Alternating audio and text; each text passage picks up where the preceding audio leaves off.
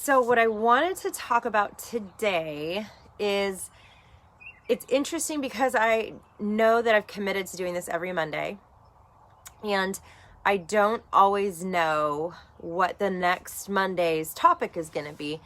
And I did have a moment where I went into a little bit of scarcity, like, what if I can't think of a topic? And then I realized that's ridiculous. That's not where my brain goes anymore. And I let that go. And so like midweek, without fail, the topic will just come to me. What I've also found with that is that a deeper experience of learning also is gifted to me.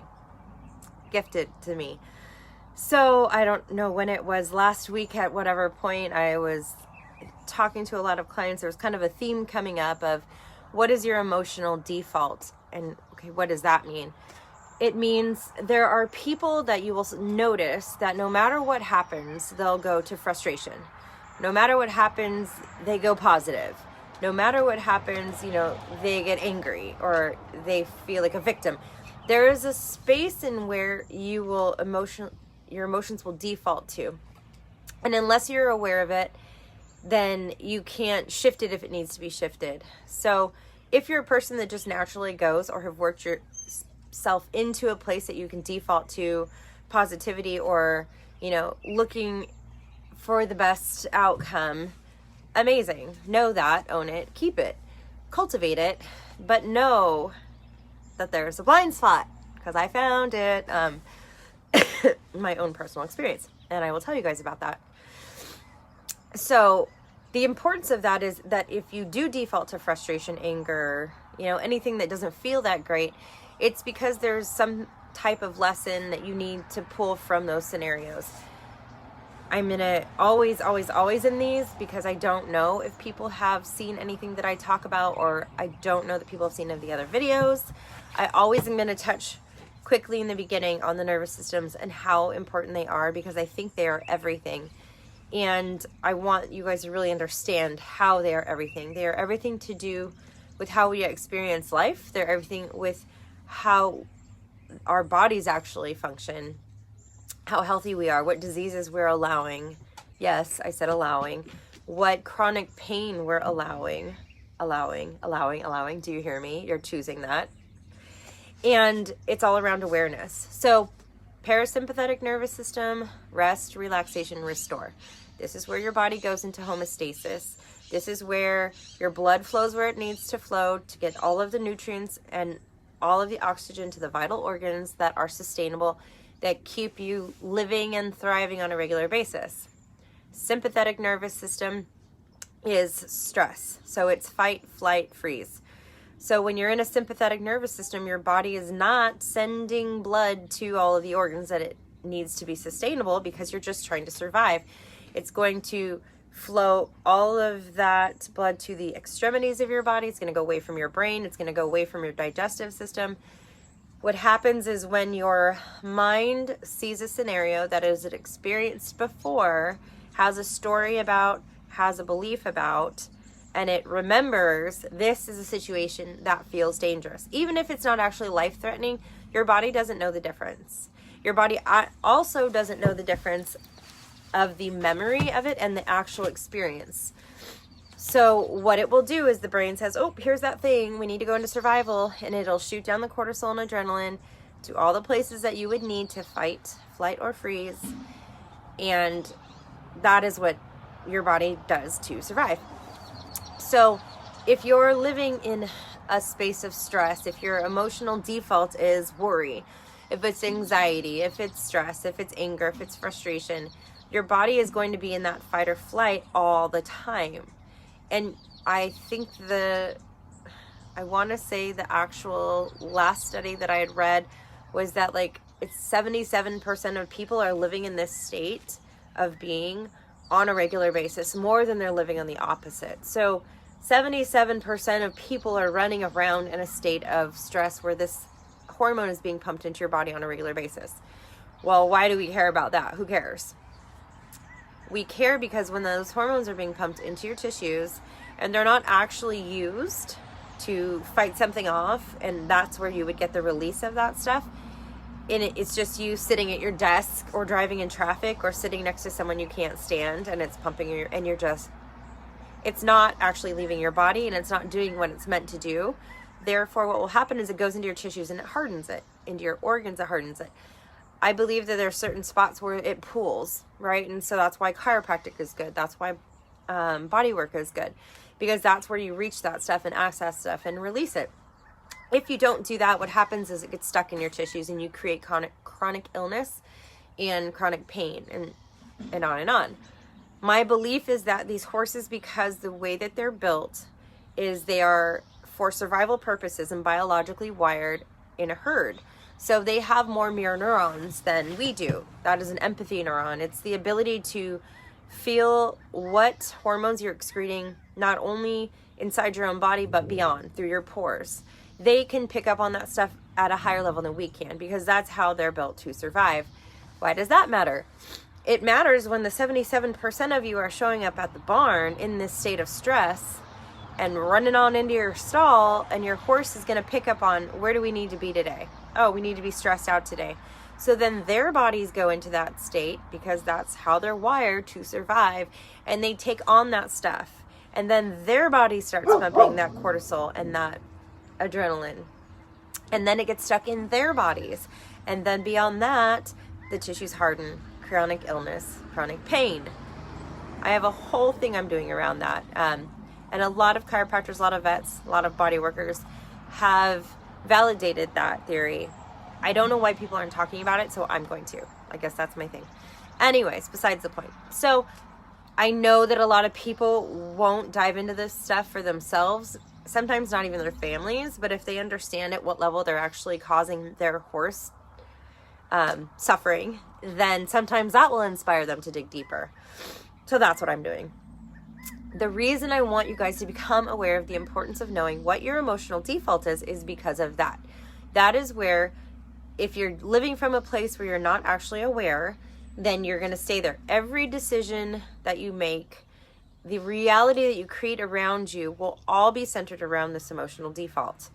So if it is something that is not ideal, that is actually eventually going to make you sick or in pain, then I would hope that that would be enough incentive to dig in that space and figure out what it is and figure out how to shift it.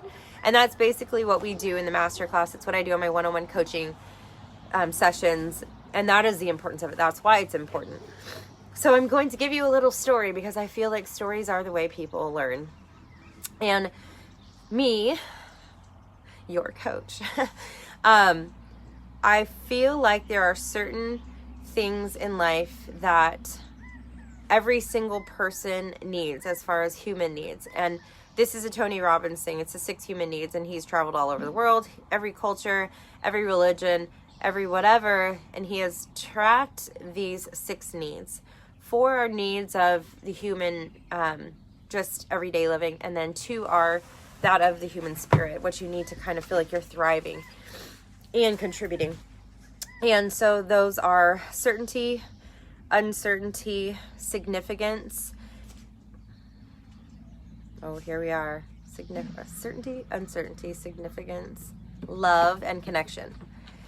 The 2 needs of the human spirit would be contribution and then growth. So I always look at my clients, and I sometimes I give them this assessment. Sometimes I have them look at it. Sometimes I don't.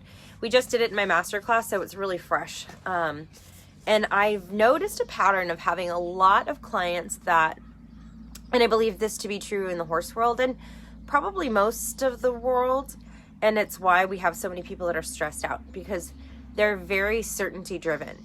You know, they want to control as much as they can, because if they control these situations, they can be safe. It's a false sense of security, because there is nothing that we can control in life other than how we feel about things, what our stories are about things. That is it. That is the only thing we have control of, our own perception. So when you have somebody that's certainty driven, and then you add a horse, which honestly, you guys, like, horses might be the most uncertain thing you can choose as a sport ever, because you're dealing with an animal that's most of the time over 1,000 pounds, definitely at any point, no matter what level of training you're at, can decide it just doesn't want you on its back, regardless of the training, regardless of the tools you have on it, can most of the time just offload you. It chooses not to. It has free will. That has to be one of the most uncertain things that you can possibly choose to put yourself into. And I had to look at why. Why do I have so many clients that are certainty driven, that are in the horse world, which is so uncertain, and then they are stressed out because they know at some level they cannot control this creature that is next to them on the ground or even in the saddle. So I had to look at that like, that's interesting. Why would anyone do that to themselves? I know that there's certain things that those human needs, they can be in any different order, and you can reach for those human needs to be met in healthy, sustainable ways or ways that are not healthy. Some of the ways that I would reach for certainty, I am definitely a recovering certainty addict. Significance and certainty were very high on my list. How I got those needs met before would be, I could be significant because I had the biggest problems. I had the biggest drama. I had the most things I had to deal with. That's how I gained my significance and my connection, actually. And the other thing was certainty. So if you can imagine the way a person who has certainty and significance at the top of their list, the type of decisions they would make, okay, it's not good. Not good at all. And so my first, I think it was 2018, was my first Tony Robbins event, which is where I actually looked at that and realized I needed to make some huge shifts because I was going to die like that. I was miserable. I had anxiety. I was unhealthy. I was smoking, drinking. I was doing all the things. So fast forward to now, where I know those things have shifted 100%.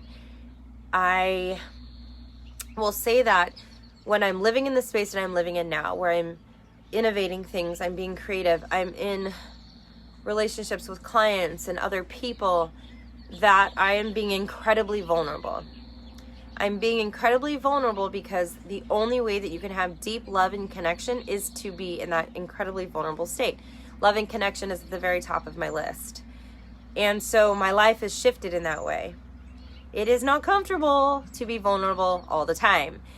I'm being vulnerable in my business. I'm being vulnerable in my relationships. I'm being vulnerable all over the place. And I feel like I maxed out completely. So so vulnerability is, I feel like it's uncertainty, right? So knowing that I am a recovering certainty addict, knowing that I am aware of it, and I'm aware of the things that I've reached for before in my previous life, a couple years ago, even it's an ongoing process, but I'm aware of it. So knowing the things that I would reach for when I'm in this space of vulnerability and uncertainty, and I'm just cruising, and I've been in it for big chunks of time now, and I felt myself just maxing out, like I'm making myself physically ill because I'm so vulnerable and I never know, and I'm constantly having to go, and it's okay not to know. That's where the magic happens. You don't have to know. You're being taken care of. You're being guided. It's all happening the way it's supposed to. Throwing those mantras down my throat constantly and going, what I really just want is a cigarette. So I have a little stick of certainty. What I really want is I just want a drink. What I really want is to go all to those things that I know would bring me instant certainty. That would be ideal for me right now.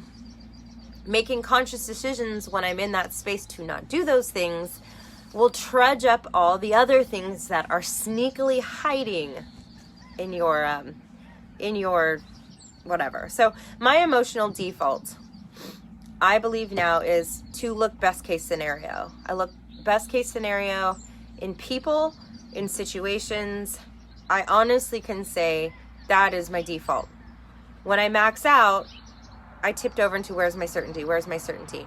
And so I found a situation where I reached for an emotional default, a space that I didn't actually recognize was there. And so that was the beauty of this situation. It's still kind of playing out and it's still very fresh and raw. So I don't know how it's going to turn out, but I don't need to. So I'm in a space with a person where there is there's no commitments, there's no rules, there's no anything. It's just people coexisting next to each other, doing life, having freedom to show up how they want to.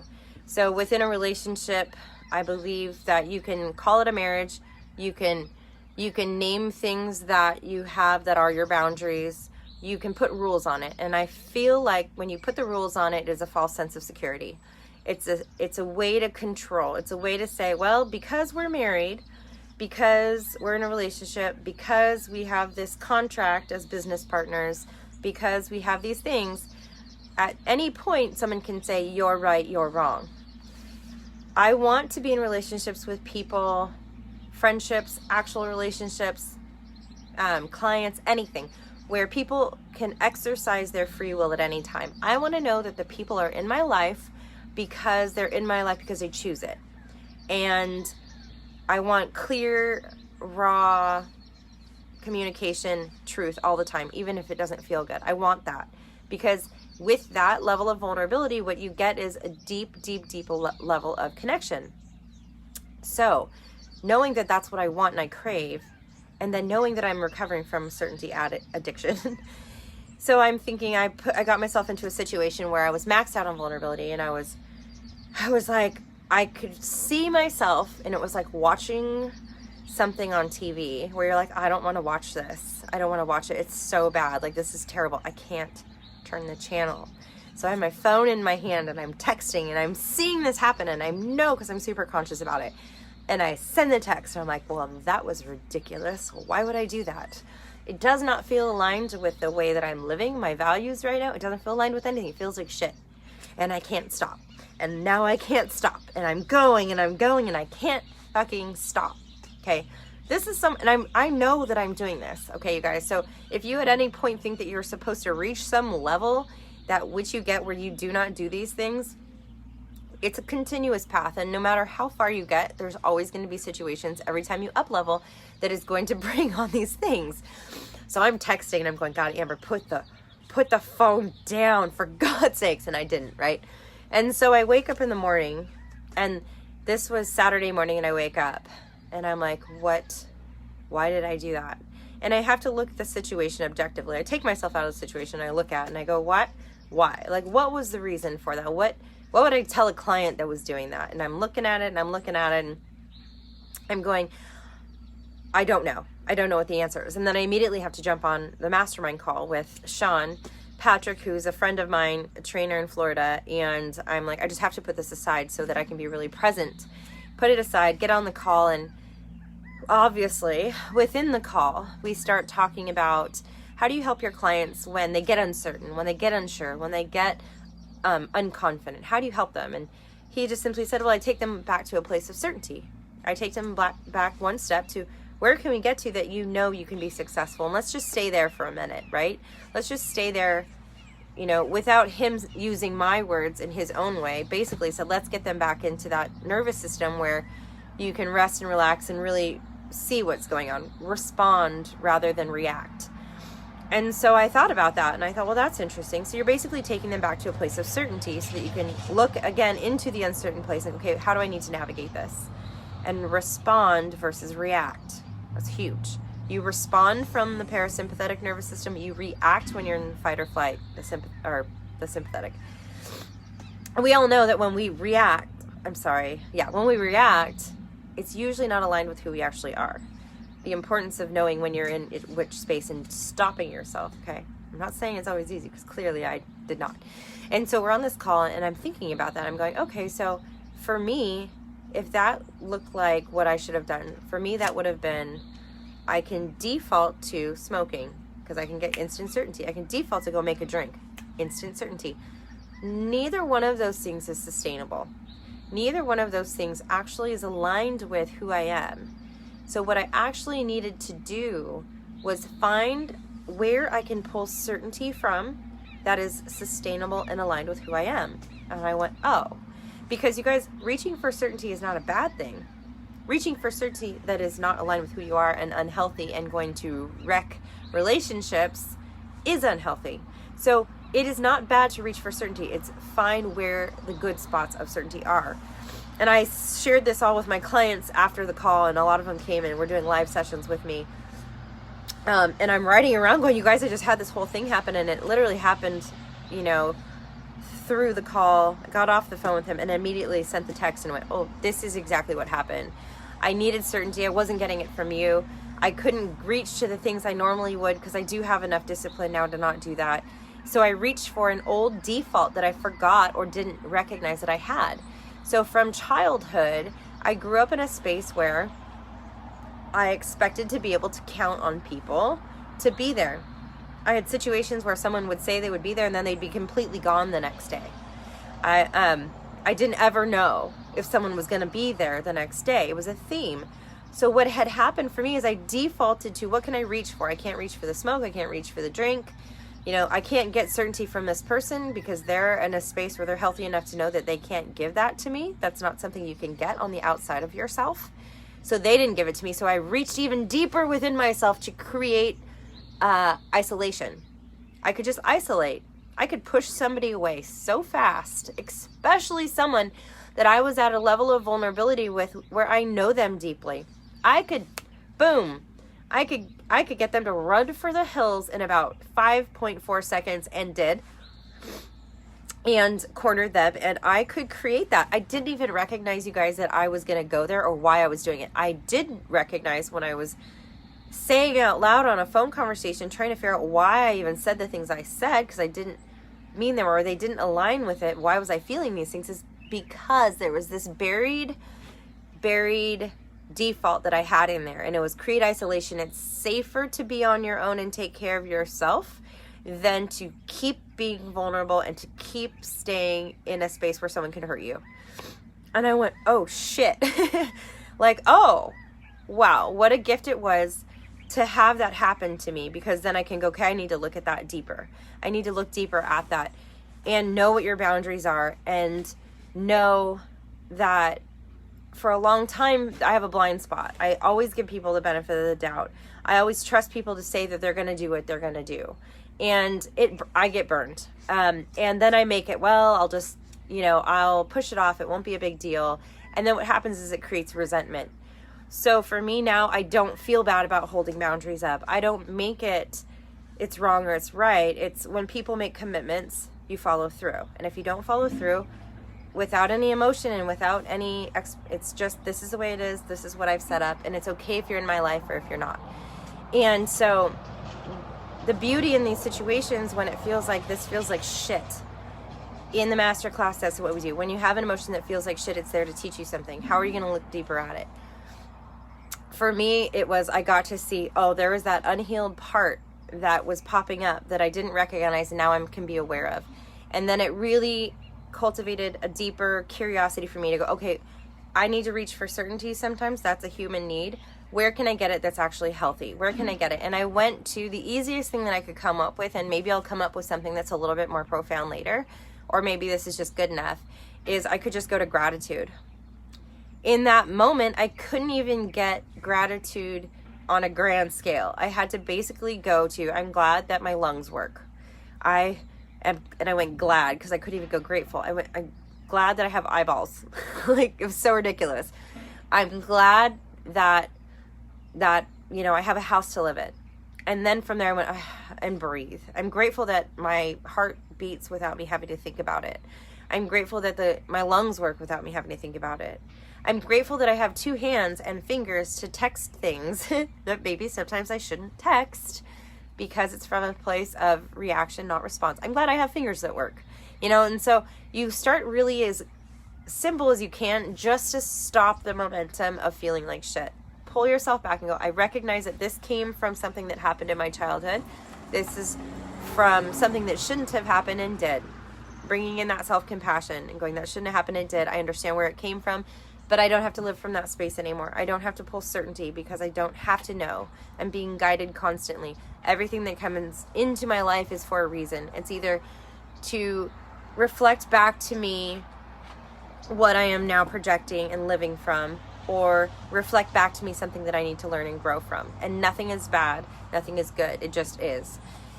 And so that was kind of my personal, it's funny that I set the intention to have this be the topic, and then I got this gift laid on my plate in a situation where it was like, okay, like I can look at that and I can see that. And then I really know that I looked at it at a deeper level, because I could have come on here and said, before, what I would pull certainty from was these superficial things, and now I don't.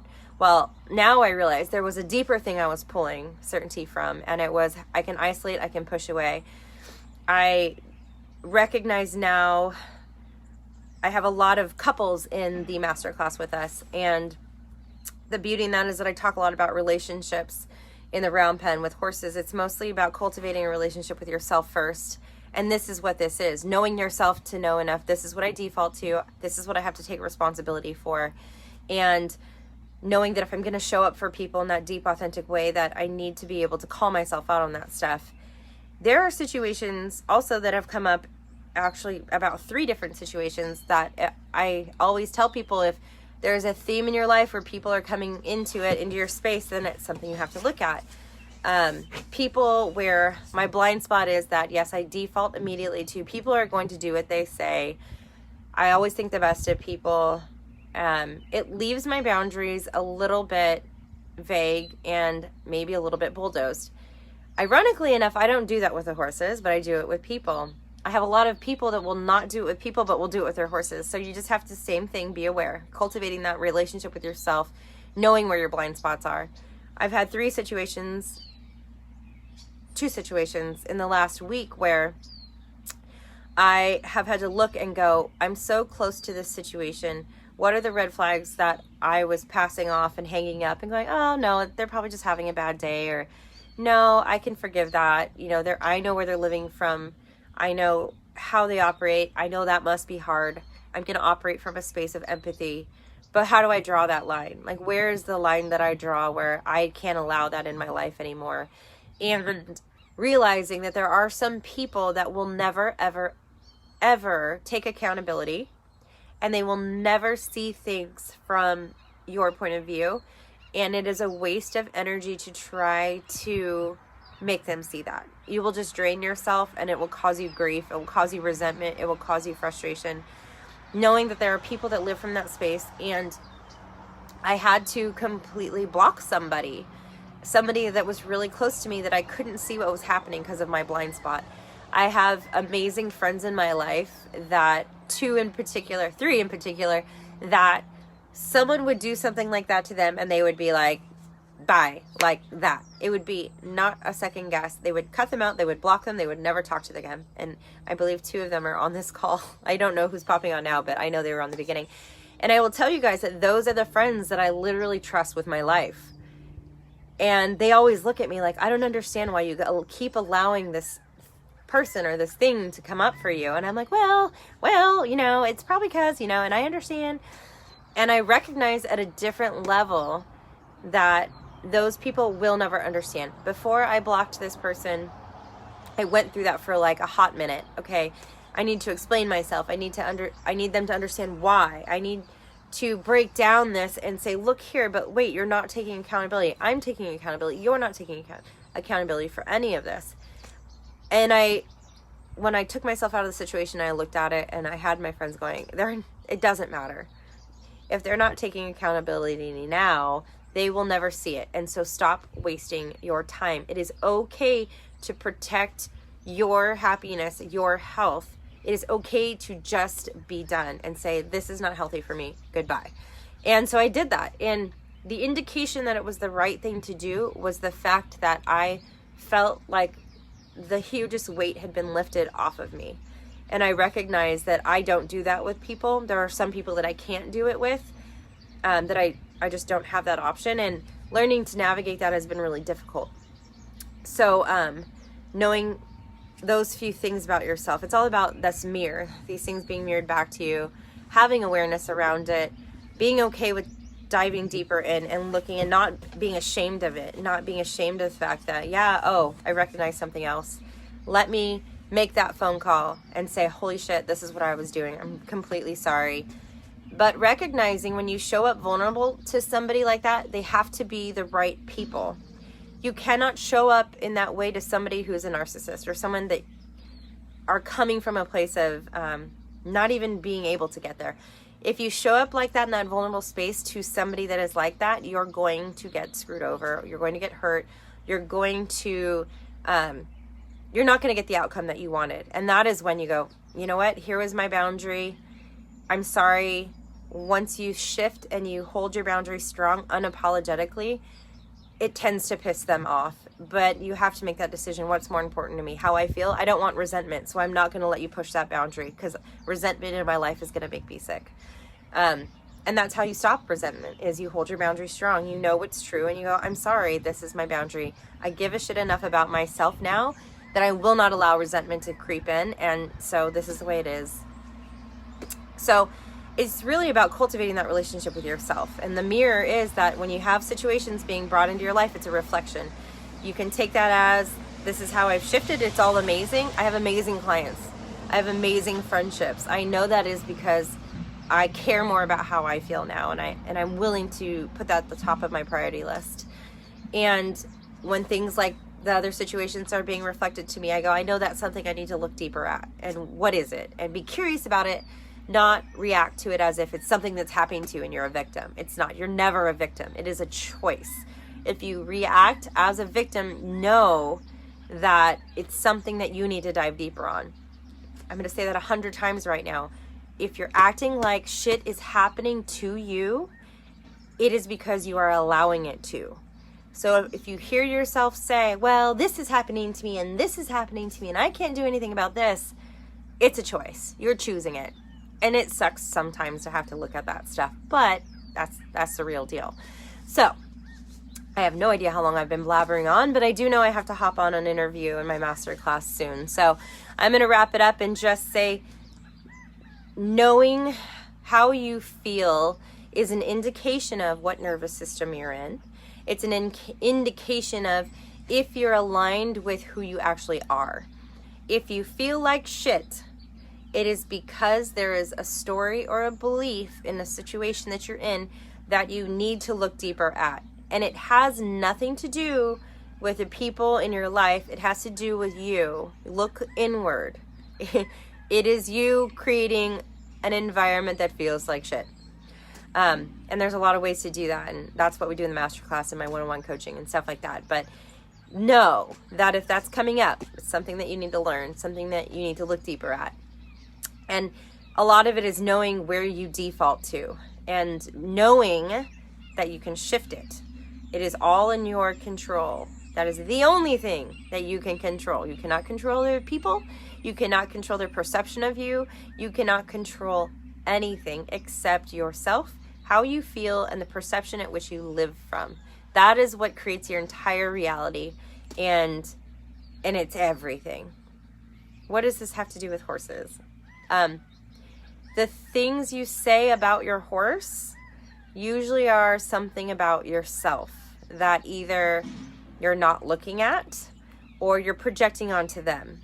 So be conscious of the stories you say that your horse has. Be conscious of the stories that when you're in certain situations with your horse, hear what you are saying, because there is a lot of gold, a lot of information being reflected back to you in that.